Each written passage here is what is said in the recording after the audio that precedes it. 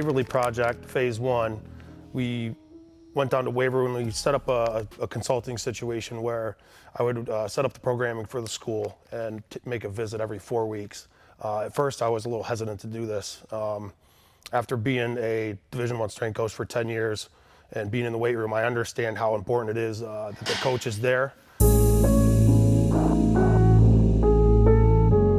Like I said, I was a little hesitant at first, but what we did, I would work with the coaches on my visits and go over all the cueing and how the kids should be doing the movements. And to their credit, they've done a fantastic job. I could see that after my second visit, after we started the project, you could see all the kids really starting to pick up on the movements and actually even coaching each other a little bit. So the things that I was working with the coaches on, you could tell they were doing a great job putting that in play with the kids. In the industry, we hear people talk about movements all the time. A lot of times we don't see that displayed in the weight room. And this was happening. So phase one was about a 5 or 6 month process of just kind of teaching the kids how to train and how important the movements are and getting them squared away and comfortable. After that, we were going to start phase two. This is the exciting phase. This is the kids have kind of got the basics down and you can really start pushing. And the coaches and I agreed that the kids were doing a good job and they were ready to start pushing. So this is where you can teach them what hard work is, teach them how to train and really push each other. So from a programming standpoint, we were looking at coming closer to more traditional max effort work with the kids, some really high volume type of stuff, you know, the things that people that train get excited about.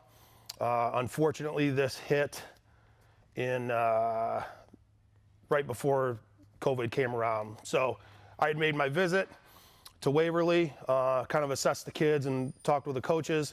I was supposed to go back, start the new training program, and all the schools were shut down for a month. They weren't allowed to go in the weight room they weren't allowed to have, actually it was March to June, they weren't allowed to have organized workouts. So we had a few month period where they were off kind of on their own. Luckily, the kids did a pretty good job of finding a weight room on their own, you know, stuff at home, whatever. Once June 1 hit, that's where all the big adjustments had to come, you know, because from March to June, we were supposed to have this big period of growth and really hard training and letting the kids get after it. Luckily, we were in a good situation where, like I said, the kids were doing stuff on their own. So what we did, we kind of scaled back to where they were when we left off, basically. Dropped volumes down a little bit. The education on the movements was still there. They still understood how to perform them correctly. So we were ahead of the game a little bit there. And then what we did was like a weekly check-in with the coaches where typically I would just do like a 20% volume increase on sprints. But this was June 1st and camp was going to start in basically 2 months. So what we had to do, we had to push it a little more, and we would just adjust weekly. I would talk to the coaches and ask how sore are the kids, you know, how do they act, how do they look, can we push the volume a little more?